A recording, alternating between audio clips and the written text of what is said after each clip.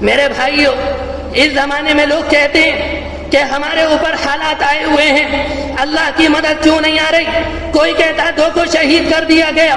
کوئی کہتا 10 مکان گرا دیے گئے، ہمارے اوپر حالات آ رہے ہیں، اللہ کی مدد کیوں نہیں آ رہی؟ میرے بھائیوں، یہ حالات نہیں، حالات وہ تھے جو اللہ کے رسول پر آئے، حالات وہ تھے جو صحابہ اکرام پر آئے، حالات وہ تھے جو امام اعظم پر آئے، حالات وہ تھے جو امام مالک پر آئے، حالات وہ تھے جو امام احمد ابن حنبل کے اوپر آئے۔ آج ہمارے 2 نوجوان شہید کیے گئے، ہمارے مکان گرا دیے گئے۔ میں آپ سے ایک بات کہہ رہا ہوں، میرے جملے کو یاد رکھنا، ابھی 2 نوجوان شہید کیے گئے، اگر ہم اب بھی نماز نہیں پڑھیں گے، اگر ہم اب بھی زکوٰۃ نہیں دیں گے، اگر ہم اب بھی رشوت سے نہیں رکیں گے، اگر اب بھی ہم حرام سے باز نہیں آئیں گے،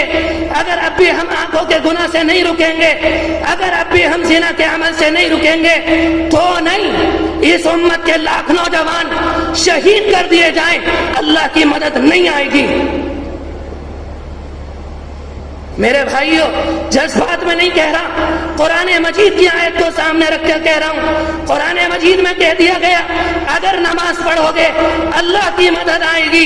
ان تنصروا اللہ ینصرکم، زکوٰۃ دو گے اللہ کی مدد آئے گی، حرام کاری سے رکو گے اللہ کی مدد آئے گی، اور اگر حرام کاری سے نہیں رکو گے، تم لاکھ شہید کر دیے جاؤ، تمہارے لاکھوں مکان گرا دیے جائیں، تم نماز نہیں پڑھو گے اللہ کی مدد نہیں آئے گی۔ اللہ کا وعدہ ہے، اگر نماز پڑھو گے مدد آئے گی، حرام کاری سے رکو گے مدد آئے گی، رشوت سے رکو گے مدد آئے گی، سود سے رکو گے مدد آئے گی۔ قرآن مجید میں فرمایا گیا، وعد اللہ الذین آمنوا منکم وعملوا الصالحات، اللہ نے وعدہ کیا ان لوگوں سے جو نماز پڑھتے ہیں، جو روزہ رکھتے ہیں، جو حلال اختیار کرتے ہیں، حرام سے اجتناب کرتے ہیں، لنستخلفنہم فی الارض، ہم تمہارے قدموں کو زمین میں جمع دیں گے، لیکن شرط ایک ہے، پہلے نماز پڑھنی پڑے گی، پہلے پیغمبر کی سنتیں اپنانی پڑیں گی،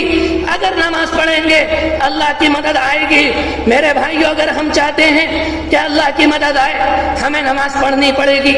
ہمیں روزے رکھنے پڑیں گے، ہمیں حرام سے اجتناب کرنا پڑے گا، ہمیں گناہوں سے بچنا پڑے گا، تو انشاءاللہ